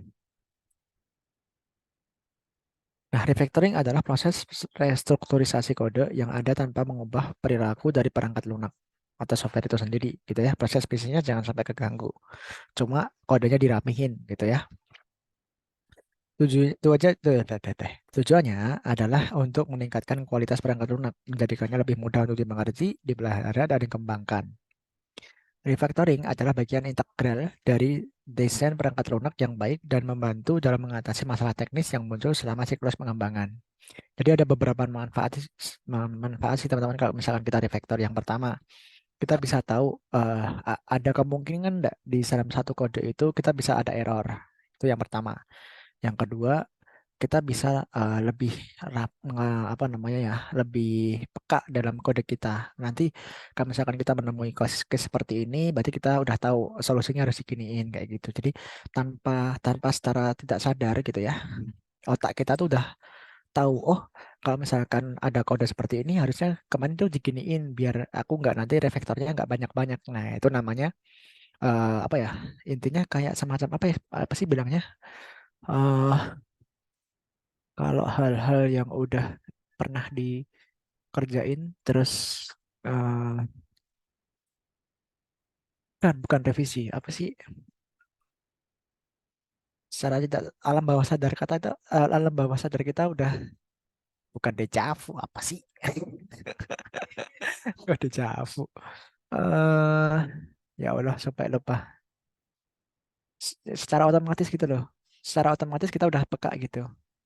Langsung oh ini harusnya diginiin gitu. Apa yang namanya ya? Aku lupa. Pokoknya intinya istilahnya gitu sih. Jadi secara otomatis otak kita tuh udah pinter gitu. Dia udah tahu alam bawah sadar kita udah sadar bukan dejavu apa sih? Oh ya, udah lah pokoknya itulah istilahnya. Jadi kita udah tanpa sadar secara otomatis. Misalkan teman-teman pernah nggak sih dari kampus gitu ya? Kan kita kan sering ya ke kampus terus pulang dan itu kan kita lakuin terus menerus gitu ya. Nah, tapi secara otomatis teman-teman pernah nggak sih ngalamun dari kampus sampai ke rumah tiba-tiba udah sampai sini gitu loh. Jadi kayak udah secara otomatis gitu aja karena apa? Karena kita udah sering gitu. Nah, bukan hipnotis, apa ya? Ya pokoknya gitulah secara otomatis kita otak kita tuh udah autopilot lah ya gitu. Udah autopilot, ada mode autopilotnya gitu. Ketika ya intinya nggak sadar lah gitu. Jadi kita bisa bisa ngoding itu tanpa nggak sadar kita udah rapi gitu. Karena kita udah sering nemuin kode seperti itu kayak gitu. Nah itu namanya refactoring ini. Nah sekarang kita lanjut ada prinsip-prinsipnya nih. Prinsip-prinsip refactoring ya. Ada beberapa prinsip yang penting gitu ya. Yang pertama, menjaga fungsionalitas. Saat melakukan refactoring, pastikan bahwa perilaku perangkat lunak tidak berubah. Hasil akhir setelah refactoring harus sama dengan sebelumnya. Jadi kayak gitu ya. Kalau kita bikin suatu roti, ya udah rotinya harus rasanya tetap roti, harus manis, nggak ada tambahan-tambahan yang lainnya, gitu ya. Bentuknya tetap harus roti, gitu ya. Jangan sampai ini apa sih? Ini suara apa, guys? Oh, ada ASMR.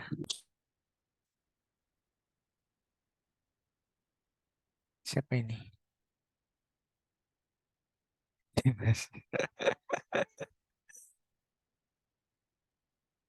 Ya, Bang. Belum suka ASMR. Oke, jadi gitu ya. Ketika kita refactor itu jangan sampai ngeganti flow-nya ya, cuma ganti isinya doang gitu ya. Jadi dirapiin doang. Jadi ketika misalkan kayak analoginya bikin roti tadi, kita rapihin rotinya, kita kasih perias ya dikasih meses atau apa, tapi rotinya rotinya tetap gitu, rasanya harus manis gitu, jangan sampai dikasih sambel. Roti kayak roti kasih sambel kayak gimana ya rasanya gitu. Apa sih? Oke, lanjut lanjut. Yang kedua, berangsur-angsur. Refactoring refactoring dilakukan secara bertahap, langkah demi langkah. Ini memudahkan pemantauan perubahan dan meminimalisir risiko. Jadi kayak gitu ya. Jadi refactor itu nggak cuma sekali, jadi berkali-kali. Misalkan mau nge-refactor kode supaya bisa biar performanya lebih cepat. Nah itu nggak mungkin sekali dua kali teman-teman, pasti berkali-kali. Kalau variabelnya dikecilin gimana, kalau misalkan pakai goroutine gimana, pakai channel gimana gitu ya. Nah makanya ketika kita refactor itu nggak bisa sekali dua kali gitu teman-teman, harus berkali-kali, itu berangsur-angsur gitu ya. Yang ketiga, kesederhanaan ya. Tujuan utama refactoring adalah membuat kode menjadi lebih sederhana. Ini berarti menghapus kode yang tidak perlu, memecah fungsi besar menjadi beberapa yang lebih kecil, dan merapikan struktur data. Kayak tadi ya, ketika kita bikin fungsi, fungsinya misalkan fungsinya terlalu banyak yang dilakukan, ya udah dipisah jadi fungsi-fungsi kecil. Jangan sampai jadi bloated code atau noodle code ya, atau God code yang kemarin saya bilang itu, yang yang tahu cuma kita sama Tuhan, kayak gitu. Makanya ketika kita ngoding itu apa namanya, dibikin satu fungsi itu satu tugas aja gitu. Nah itu namanya kesederhanaan gitu. Terus ada komentar-komentar yang nggak perlu dihapus, ada kode-kode yang terlalu nggak perlu dikasih, ya dihapus aja gitu. Gitu ya. Kalau variabel-variabel yang nggak perlu juga dihapus aja, diganti pakai yang perlu aja, yang mau dipanggil gitu ya. Lanjut, yang keempat, mempertahankan uji. Pastikan untuk menjalankan dan memperbarui unit test atau test unit setelah refactoring untuk memastikan bahwa kode masih berfungsi dengan benar. Jadi eh, apa namanya, ketika kita nge-refactor suatu kode, ya jangan sampai kita merubah dari fungsi atau flow-nya. Nah, makanya kita sering bikin seperti unit test ya. Kita bikin unit test di mana ketika kita unit test hasilnya harus benar, harus sama. Jangan sampai hasilnya berbeda. Misalkan nih, analoginya seperti ini. Kita bikin roti gitu ya, atau bikin apalah makanan gitu ya. Bikin Indomie gitu ya misalkan. Nah, ketika kita bikin Indomie, kita hias dengan sedemikian rupa, kita tambahin sesuatu, kita kurangin sesuatu gitu ya. Tiba-tiba kita makan rasanya kok jadi nasi goreng, kan aneh gitu. Jadi jangan sampai kayak gitu. Ya, jadi ketika dicoba harus rasanya, cita rasanya mie itu tuh harus tetap ada kayak gitu. Nah, itu namanya mempertahankan uji gitu. Sama kayak kode juga sama. Kalau ketika kita bikin suatu fungsi, kita refactor gitu ya, tapi ternyata ketika kita coba, kita tes, hasilnya kok beda gitu. Nah, itu apa namanya? Berarti kita nggak mempertahankan tesnya gitu. Fungsinya udah berubah gitu. Yang kelima, refactoring berulang. Refactoring bukan tugas sekali jalan, ia adalah proses berkelanjutan selama seluruh siklus pengembangan perangkat lunak. Jadi eh, sebelum project itu dikatakan selesai, itu kita harus tetap melakukan refactoring gitu. Jadi kita evaluasi kode-kode yang udah kita buat gitu ya. Kalau ada waktu juga gitu. Tapi kalau bisa ya setiap waktu kayak gitu. Kalau aku mau ngerjain ya udah sekali. Misalkan nggak ada tugas sama sekali gitu ya, di projectnya nggak ada task gitu ya. Ya udah, pada hari itu ya kamu refactor aja kode-kode yang kemarin gitu ya. Misalkan eh, apa namanya, diperbarui kodenya biar lebih cepat gimana gitu ya. Terus ngecek ada potensi error enggak, bikin unit test gitu-gitu. Nah, itu salah satu job desk yang ada di backend developer gitu, teman-teman. Itu tadi untuk prinsip-prinsip refactor. Nah, sekarang kita lanjut. Tinggal dua lagi. Ini kayaknya cukup nanti untuk pertemuan depan kita masuk ke program Paradigm sama modul 7 dikit ya. Ini program Paradigm kayaknya cuma sedikit coba. Oke, paradigma programming. Sekarang kita masih lanjut di refactor. Oke, sip. Nah, sekarang kita masuk ke tools dan teknik refactor. Ada berbagai alat dan teknik yang bisa dapat digunakan membantu dalam proses refactor, terutama dalam bahasa pemrograman seperti Golang. Nah, kalau ini aku belum tahu nih teman-teman. Mungkin beberapa aku pakai, cuma aku nggak pakai semuanya. Yang pertama ada GoFrame. Aku baru dengar juga. GoFrame adalah alat yang digunakan untuk memformat kodeku secara otomatis sesuai dengan pedoman gaya Go. Memastikan bahwa kode diatur dengan baik. Dan langkah pertama adalah vektor. Jadi kita bisa pakai GoFrame ini ya, untuk nge-format kode kita kayak kemarin yang GoFMT itu loh teman-teman. Gitu ya. Nah, terus yang kedua ada editor atau IDE. Sebagian besar editor yang dengan mengembangkan terintegrasi dengan anak refactor, misalnya Visual Code, VS Code gitu ya, memiliki ekstensi yang mendukung refactor dalam Golang. Jadi kayak misalkan kita pakai Prettier atau mungkin pakai apa gitu ya, itu bisa. Yang ketiga, extract function atau metode. Teknik ini digunakan untuk memecah fungsi atau metode yang besar menjadi beberapa yang lebih kecil. Ini membantu dalam menjaga kode yang sederhana dan mudah dimengerti. Gitu teman-teman. Jadi ada kode yang terlalu besar itu dibagi-bagi jadi satu metode-metode yang berbeda-beda gitu. Rename mengganti nama variabel fungsi atau metode dalam adalah refactoring yang umum. Alat refactor dapat membantu dalam proses ini juga. Gitu. Misalkan namanya nggak sesuai sama aturan di Golang, misalkan namanya, misalkan fungsinya adalah apa ya? Kalau misalkan mau penjumlahan ya berarti add gitu ya, atau penjumlahan gitu ya, atau tambah gitu ya. Kalau pengurangan ya pengurangan atau subtraction atau apa gitu ya, gitu. Jadi kita bisa nge-rename itu juga gitu. Selanjutnya yang kelima, inline. Ini adalah sebaliknya, yaitu menggabungkan kode yang redundant atau memberikan fungsi dalam lokasi aslinya. Jadi apa namanya? Kalau ada kode-kode yang sering di apa redundant gitu ya, kita jadiin apa namanya? Jadi satu fungsi yang berbeda gitu. Digabungin kayak gitu di inline. Yang keenam, ekstrak variabel. Dalam beberapa kasus, mengisolasi ekspresi kompleks ke dalam variabel yang dinamai ada dalam meningkatkan kejelasan kode. Jadi misalkan nih, kita ada pengecekan, misalkan if len string, len apa ya, len alamat lebih dari 0 sama dengan gitu ya, dalam kurung gitu ya, kurang berawal gitu ya. Nah itu bisa kita jadiin satu variabel gitu ya, misalkan cek panjang alamat kayak gitu. Terus di cek panjang alamatnya apa namanya, ada itunya, misalkan seperti ini ya teman-teman.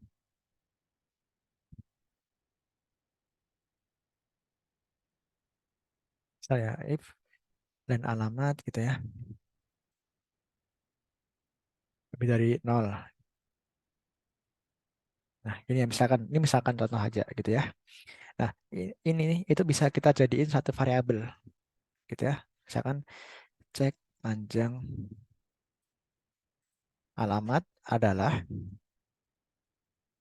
dan alamat lebih dari 0.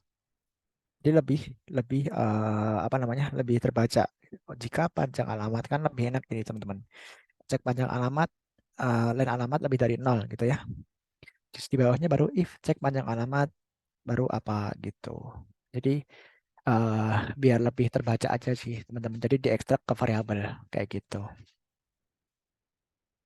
Gitu ya. Ini adalah salah satu refactor juga gitu teman-teman. Nah, itu tadi adalah tools-tools atau alat-alat yang digunakan untuk refactor kayak gitu ya. Tapi saya nggak pakai semuanya sih. Kebanyakan saya manual gitu. Karena kalau misalkan kita manual, kita dipaksa untuk belajar juga gitu. Caranya bikin kode yang bagus tuh kayak gimana gitu. Lanjut. Nah, selanjutnya yang terakhir, kita bisa code review dan pair programming. Nah, code review dan pair programming adalah dua praktik penting dalam refactor. Yang pertama, code review dulu ya. Code review adalah proses di mana anggota tim memeriksa dan memberikan umpan balik atau feedback terhadap perubahan kode. Ini membantu dalam memastikan bahwa refactor telah dilakukan dengan benar dan tidak mempengaruhi fungsionalitas perangkat lunak. Misalkan, teman-teman kan nanti kan bakal bekerja bareng-bareng, kolaborasi gitu ya. Misalkan dalam satu kelompok itu ada 5 orang, gitu ya. Jadi code review itu misalkan nih si A gitu ya melakukan push kode ke satu repository. Terus di PR atau di MR gitu ya, di pull request atau di merge request. Nah, nanti ketika pull request atau merge request itu dia butuh review dari 4 orang itu yang BCDE, BCD gitu ya. Nah, si B, si C sama si D bakal nge-review kode dari si A gitu kan. Apakah udah bener atau belum. Nah, nanti misalkan ada feedbacknya, tolong di line ini diganti kayak gini biar lebih rapi gitu ya. Penambahan variabelnya diganti ini, terus pakai goroutine atau apa gitu ya. Jadi itu namanya code review. Nah, begitu pula sebaliknya, misalkan si B, si C, sama si D nanti juga akan dapat review dari si A juga. Jadi antar saling review gitu, saling feedback ya. Karena masing-masing orang tuh punya stylenya sendiri-sendiri kayak gitu. Ya nanti kita dapat refactor itu bisa dari situ juga kayak gitu. Terus yang kedua ada pair programming gitu ya. Dalam pair programming, dua pengembang bekerja bersama dalam menulis kode. Ini memungkinkan untuk melakukan refactoring segera dan mendapatkan umpan balik langsung. Misalkan nih, teman-teman sebenarnya sama kayak code review, cuma jatuhnya lebih lebih cepat karena kita benar-benar langsung. Misalkan nih, eh, aku sama siapa sama Mas Sandia gitu ya, sama Mas Sandia pair programming gitu ya. Mas Sandia ngoding, aku yang review langsung secara langsung pakai Google Meet gitu ya, misalkan pakai Google Meet, Mas Sandia nge-share kodenya gitu ya. Nanti aku langsung ngasih tahu, Mas ini bisa diganti gini deh kayaknya lebih cepat gitu ya. Atau mungkin variabelnya dinamain ini aja biar lebih enak bacanya gitu. Jadi langsung gitu. Gitu ya. Itu namanya pair programming. Gitu. Kesimpulannya, refactoring adalah satu keterampilan yang perlu diajarkan dan dikuasai oleh pengembang perangkat lunak atau developer gitu ya. Ini tidak hanya perlu membantu meningkatkan kualitas kode, tetapi juga memudahkan pemeliharaan dan pengembangan perangkat lunak yang berkelanjutan. Nah, itu tadi adalah refactor, teman-teman. Gitu. Hari ini kita belajar dua ya, prinsip dari apa namanya desain prinsipal sama refactor. Nah, nanti kita tinggal yang paradigma programming. Nanti sama untuk modul 7 mungkin besok baru ditambahin sama Mas Dio. Gitu ya.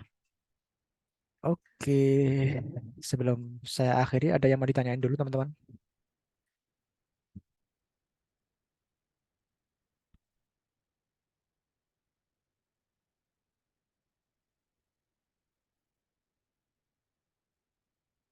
Enggak, kalau ada yang mau ditanyain,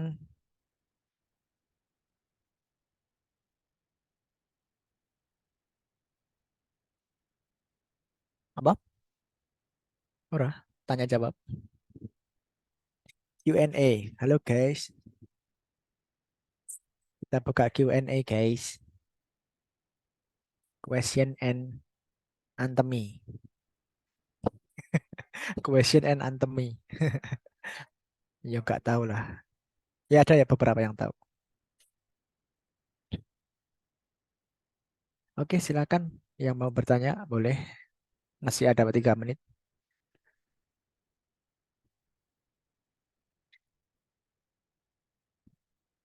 Yang lain mungkin? Ngomong aja. Nyaman tuh.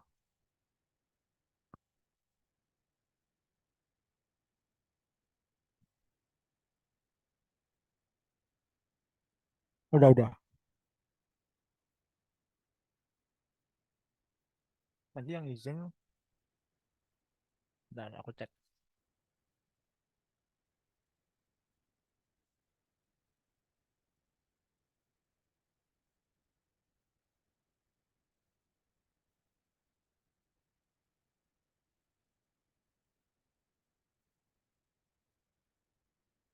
Yang izin tuh Mas Rio sama Mbak Rahma.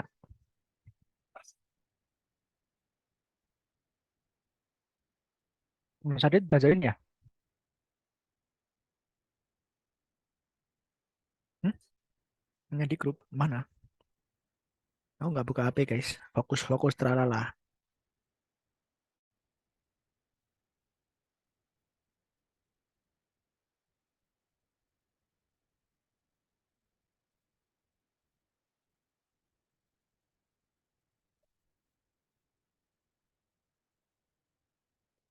Mana sih?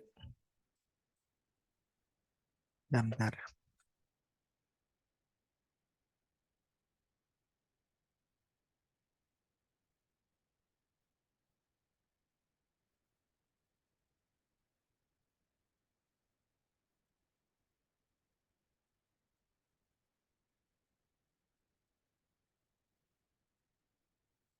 Oh ini. Di luar studi independen, Mikti ada program bootcamp. Nah itu kan tanyanya ke Mikti tuh. Aku nggak tahu.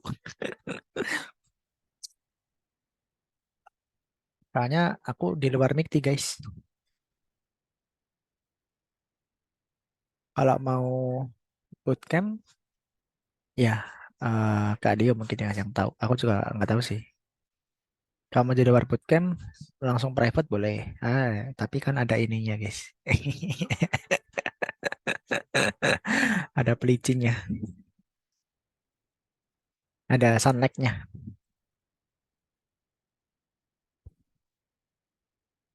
Boleh, boleh, boleh.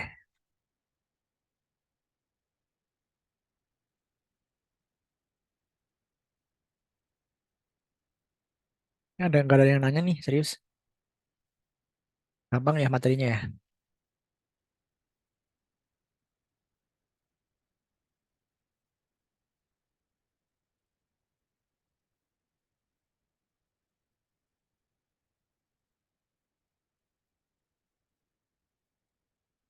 Enough for me, for me, for me, for me now, girl.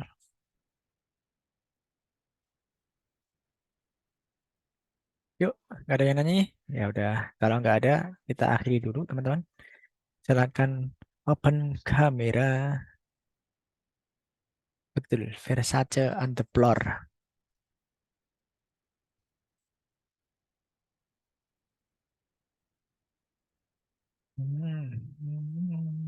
Can you feel it? Can you feel it? Can you feel it?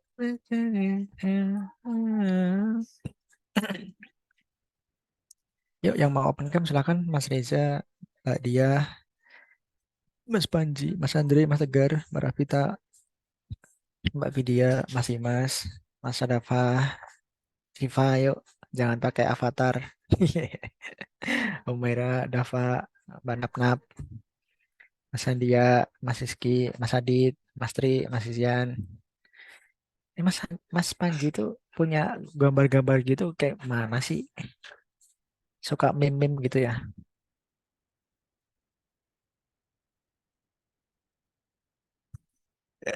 Ah, aku mau foto sih.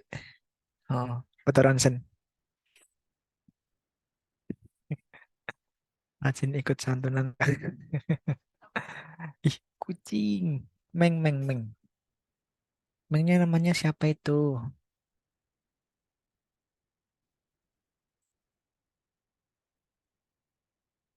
Belum dikasih nama, Kak.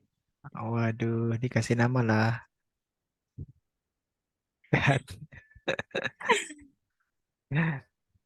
Bantu pikirin nama, Kak. Guys. Nah, itu. eh Karno, Karno.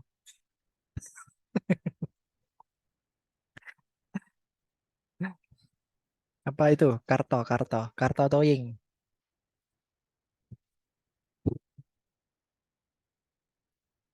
Oke, ini doang nih. Ya udah. Sama kayak Vicky kamu, background. Mega Jawa.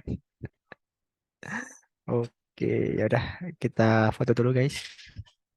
Yuk, satu hitung ya. Satu. Hah? Satu. Bentar. RTO.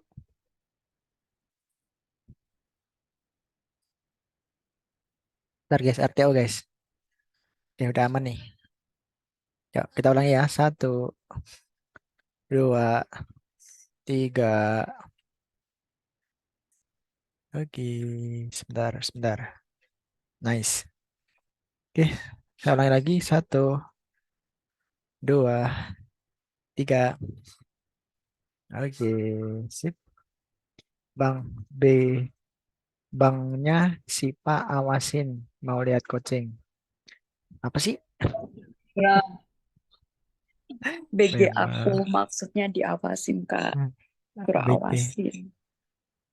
Oh, oke. Ya udah. Karena kita udah jam 9 dan kita udah foto juga. Thank you buat teman-teman yang udah hadir pada malam hari ini. Selamat melanjutkan aktivitas. Wassalamualaikum warahmatullahi wabarakatuh. Tetap semangat ya guys ya. Thank you, thank you. Thank you, Kak. Thank you Ya. Kak.